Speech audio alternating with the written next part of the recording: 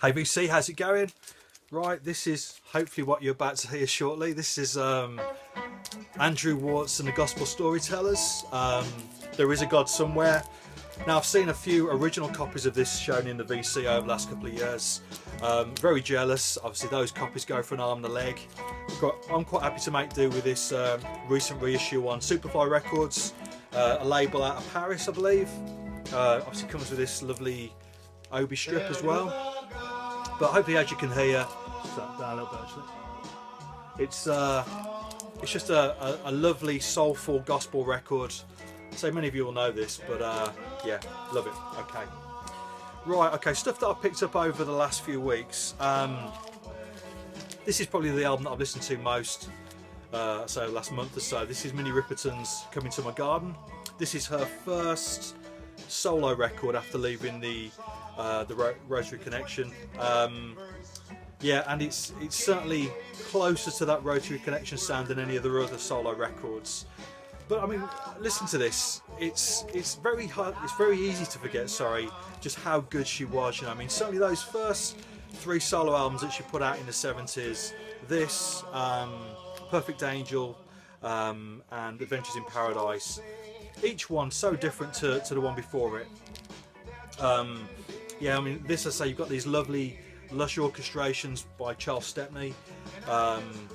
Perfect Angel, obviously, it's produced by Stevie Wonder. It's got a real Stevie, soulful, funky feel to it. And Adventures in Paradise, well, for me, it's one of the best soul records of the 1970s. So, yeah, it's an interesting artist, you know, fascinating stuff. Really pleased to pick this up. It's not an original press, unfortunately. I think it's a second or third press. I think this came out the year after it was originally released on the Janus label. But still, really pleased to pick that up. Okay, and talking about Charles Stepney, I say I've been listening to that Minnie Riperton album quite a lot over the last few weeks, and it got me thinking about this album, a VC favourite, What Colour Is Love by Terry Callier. I've had these tracks on CD for years, but never had it on vinyl.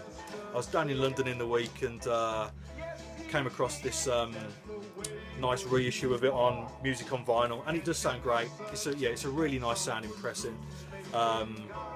Interestingly, I think I mentioned this on the Facebook page earlier on.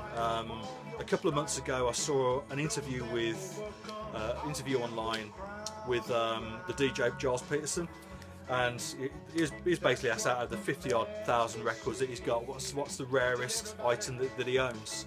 And he pulled out a double acetate of this record, and he explained that Terry Callier had actually given him this record, and it was basically how the album was originally meant to sound. It was recorded as a double album, and in between the track listing as we know it, there were several instrumental pieces, again orchestrated by Charles Stepney. Yeah, and it was, I say, split over 2 albums. When it was put to the record company wanted a much tidier single disc, so all the instrumental pieces were cut out, and you know, it is what we know it as now. But it's a real shame, actually. It'd be nice. I'd really like to hear. I mean, there's nothing wrong with this album, you know. This is a great album. It's a classic, but I'd love to hear those extra pieces and just hear how it was intended, you know. So hopefully one day that's what we'll get. But yeah, pleased to pick that up. Right, okay. Now, a mate of mine runs a record shop over in Rugeley here in the UK. You mentioned that he'd had an indie collection an 80s indie collection, which included a few Felt albums. Now, Felt, I think many of you will know the band Felt. They were a Birmingham band, obviously started in the early 80s. What I've got here basically are mint original copies of their second and third album, The Strange Idols Pattern and Other Short Stories, and The Splendour of Fear. I say both are absolutely mint. They're clearly sat on a shelf since they were bought, hardly played. You know, delighted to get hold of these. I mean, Felt are an interesting band. They should have been much bigger than they were. Actually, not just Felt. I mean, the main guy in Felt, Lawrence, is a bit of a local legend. You know, not only Felt, but the 2 bands that he put together after the breakup of this band, Denim and Go Kart Mozart. he's just a fascinating songwriter, you know, a real character. But yeah, just a shame that he didn't get more kudos. Basically, he's never really had the respect that he deserves, I don't think. But yeah, really pleased to pick these up. I say, in such good nick as well. Sound great. A bit of both of these albums also contain several instrumental pieces as well, which yeah, which really work. You know, aside from that sort of standard 80s indie guitar pop feel, you've got these nice instrumental passages as well. So yeah, very good. Please put those up. Okay, and actually, when I was in the shop, two guys who were originally in Felt later on formed this band called Fly. This album's called Put the Needle Down and Fly. Came out, I think, 2002. And basically, when I was in the shop, the keyboard player was in the shop at the same time. I was just telling the story of they made this record, toured very briefly in Europe, and then split up. I think they shifted probably 1,000, 1,500 copies of this, but he was stuck with several, say a few hundred copies of this album, which I think is still under his bed, you know, or he's in his garage or something like that. So my mate is currently selling copies of this out of his shop in Rugeley, but he gave me a copy of this because I bought several items for him. It's an interesting listen. It's all instrumental. It wants to be krautrock, but I think it's a little bit krautrock light. It's not quite there. Some of the songs really work, but I think it's a little bit too straightforward, you know. I like krautrock to have a little bit of an edge. Some of the keyboard passages on this, some of the keyboard sounds are a little bit straightforward. It's a bit of a shame really, but some of the songs really work, not everything though. But yeah, I mean, it's relatively cheap album. You find it on Discogs for less than a tenner. But yeah, an interesting thing. Right, so when I was down in London this week, I picked this album up. This is something that came out, I think, probably end of last year. This is Yusuf Kamal, Black Focus. I missed the first pressing of this. This is the second pressing, which I say just come out, I think, the last week or so. A lovely jazz album. Certainly funky in places as well. I've been spinning this today. We've had a lovely day here in Birmingham, so a lovely spring day. So this music's fitted the day perfectly, you know. So I can see over the summer spinning this one a lot, but definitely recommend it. I know that I think Mark, Dr. Rhythm, has shown this previously, and I think that Paul Junkie XL. Sorry, Paul. I can never get your handle right, but I'm sure Paul showed this as well. Yeah, lovely album. Okay. Excuse me. Also from a mate shop, Combat Butler, the sound of Combat Butler. I love this album when it came out. I think 95, 96. Featuring Bernard Butler as the original guitarist in Suede.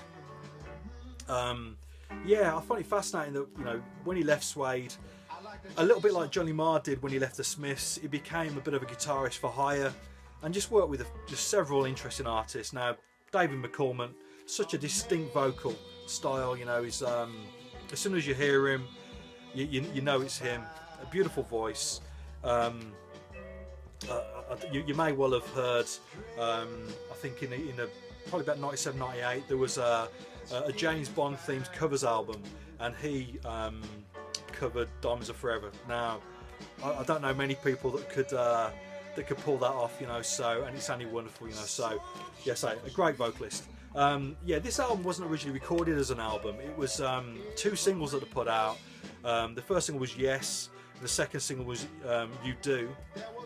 And basically, the other tracks on this album are the additional tracks that they recorded for the B-sides of the CD singles, which I think, you know, you end up with about 11 or 12 tunes, which are, I say, back in the days when you recorded, you know, half a dozen B-sides for each single release, you know. So, but yeah, this is a great album, original 90s press. So I love this record. Incidentally, when myself and my wife got together, Joe had, you know, probably the number of CDs she had were, you know, you could count on both hands, you know what I mean. But the one CD that we both had was this album, and so therefore I do get away with playing this one quite a lot at home. But yeah, great album. Okay, yeah, just quickly, this is something else I picked up from a mate shop. This is The Hypnotics, their early 90s album. I think 1991 the album came out. Come Down Heavy. I bought this nostalgia really. I saw this band play on the tour for this album. They were supporting the Black Crowes, and I remember I was only a kid at the time. I remember thinking what a mismatch they were for support for the Black Crowes. You know, it's a very sort of Stooges, you know, druggy influenced, you know, rock sound, as opposed to that blues rock that the Black Crowes are famous for. But yeah, it's a relatively nice album. I don't think it's dated too well. You know, please to pick it up, give it a listen again. Perhaps something I'll pass on or sell. And just actually, I don't normally show 45s, but I just want to quickly mention these. I picked this up down in, when I was down in London, from Sound in the Universe Records. Now this is, yeah, I'll show you the other side. This is the main tune. Trying to Get Next to You by Arnold Blair. I don't know much about this guy, but I had this tune on a CD compilation going back 20 years for the Curtain label. From what I understand, this was the only 45 that he put out at the time, for the mid-70s. It is a beautiful, funky, soulful tune. Yeah, I mean, I say the Curtain label, you know, you think about the artists on that label, and I just remember this CD, this was a highlight of it. Never seen it on vinyl before. It's just been put out by Soul Jazz Records. An absolutely lovely 45. I've been playing this to death since I bought it. Produced by Leroy Hudson. Absolutely wonderful. If that sort of 70s soul sound is your thing, try and track that down. And incidentally, also in the last month or so, Super Disco Edits have put out another Arnold Blair tune, which was unissued at the time, finally made it home. Similar vein, great tune. Apparently I think there's 2 more tunes coming out in the summer. So yeah, if you do get a chance, certainly worth seeking them out. And just finally, a couple of other 45s that I picked up.